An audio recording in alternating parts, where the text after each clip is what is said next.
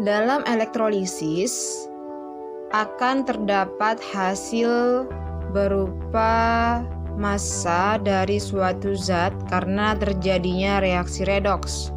Nah, di sini untuk mengetahui dan menghitung berapa massa yang dihasilkan, kita menggunakan hukum Faraday. Hukum Faraday ini terbagi menjadi dua, ada hukum Faraday 1 dan hukum Faraday 2. Nah, untuk yang pertama, Faraday 1 ini digunakan untuk satu kali elektrolisis. Jadi, hukum Faraday ini hanya untuk satu sel elektrolisis. Dan satu Faraday itu merupakan 1 mol muatan elektron. Jadi, muatan 1 mol elektron adalah 1 Faraday.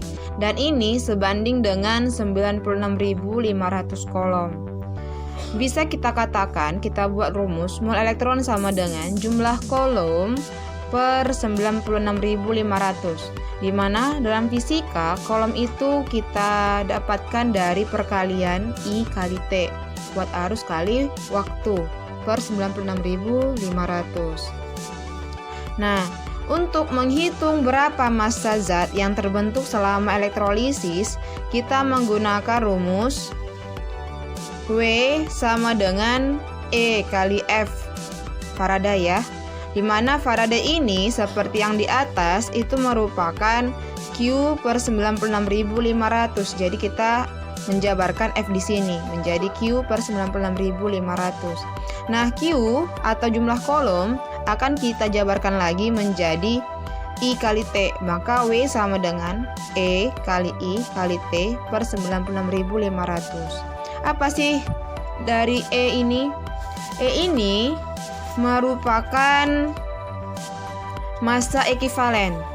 Tadi kalau dia I kuat arus yang satuannya ampere, T itu waktu detik, sedangkan si Q itu adalah jumlah kolom, satuannya kolom, dan E itu adalah massa ekivalen. Nah, untuk mengetahui massa ekivalen, kita menggunakan rumus AR per jumlah elektron atau MR per jumlah elektron.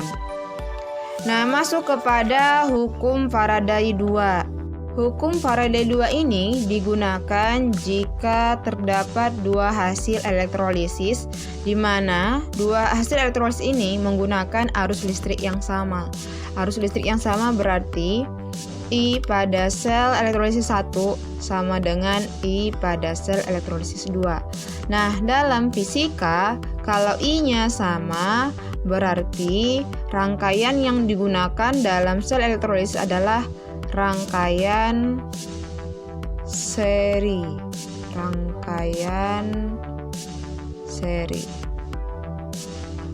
Dan nanti kita bisa membandingkan antara hasil elektrolisis pertama dengan yang kedua dengan rumus W1 per E1 akan sama dengan W2 per E2. W itu adalah massa zat di sel elektrolisis pertama, E itu massa ekivalen di elektrolisis pertama, W2 berarti massa zat di elektrolisis yang kedua per massa ekivalen zat di elektrolisis yang kedua. Jadi hanya perbandingan. Adalah contoh soal dari hukum Faraday, di mana ada larutan nikel 2 sulfat yang dielektrolisis dengan arus searah sebesar 1,93 ampere.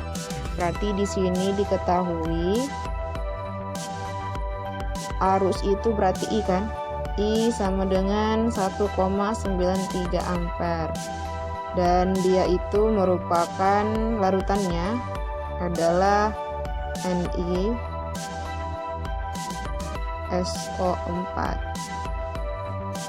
Kalau kita ionkan jadi Ni2 positif, karena kan nikel 2 katanya, berarti nikel 2 positif ditambah SO4 2 negatif. Jika pada katoda diendapkan logam nikel sebesar 0,58 gram. Nah, di sini ada massa si nikel, kita lambangkan dengan W, 0,58 gram. Yang ditanya waktu yang diperlukan berarti T, Tapi di sini diketahui ARNI sama dengan 58 dan 1 Faraday sama dengan 96.500 kolom. Yang ditanya tadi adalah waktu dalam sekon atau detik. Kita jawab sama-sama.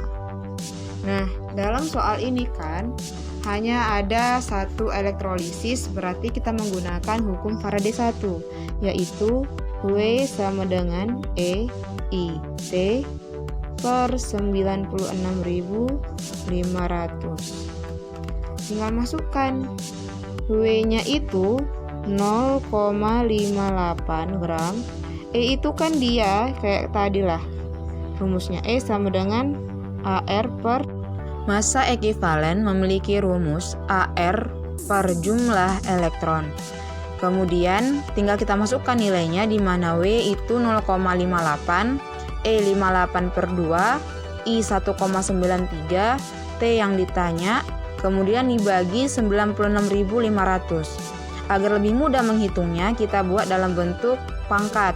Jadi 58,10 pangkat min 2 sama dengan 58 dikali 193 dikali 10 pangkat min 2 dikali T per 2 dikali 965 dikali 10 pangkat 2. Kemudian kita tinggal coret-coret saja yang bisa kita sederhanakan.